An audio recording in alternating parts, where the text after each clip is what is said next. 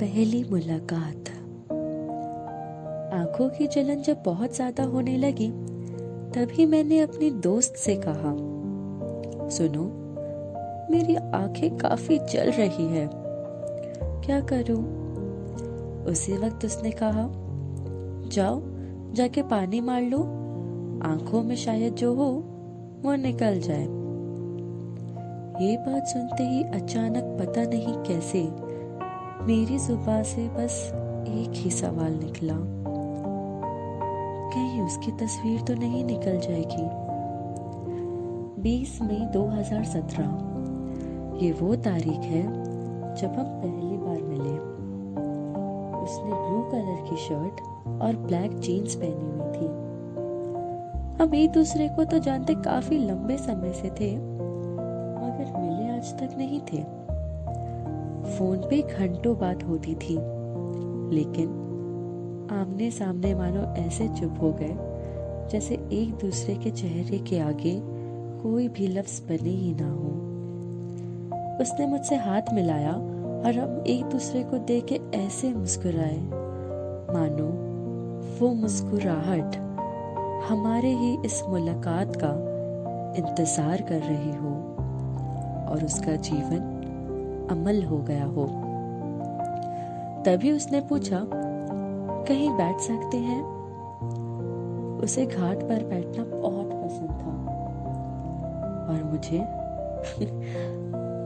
तो बस उसकी पसंद से प्यार करना। मैंने उसे पास के घाट का नाम बताया और हम वहीं चले गए। हम गंगा घाट पर बैठे थे और बस एक दूसरे की खामोशी पर अपने प्यार को इजहार करने की कोशिश कर रहे थे। तभी उसने मुझसे कहा, सुनो, तुम्हारे खुले हुए उड़ते बाल तुम्हें और भी खूबसूरत बनाती है।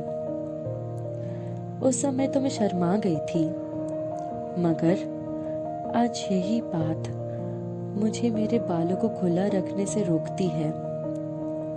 फिर मेरे घर जाने का वक्त हो गया और उसने मुझे मेरे घर तक छोड़ा।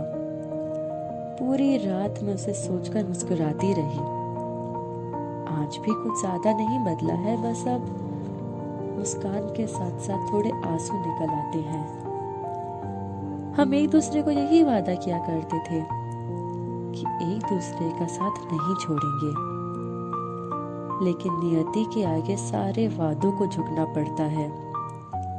उस रोज वो अपने दोस्तों के साथ बाहर गांव गया और लौटकर वापस नहीं आया।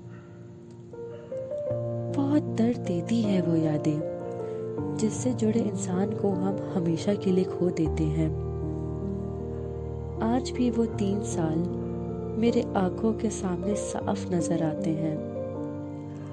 अब मेरे खुले बालों की कोई और तारीफ ना कर दे, इसलिए शायद मैंने अब उसे बांध कर रखा है।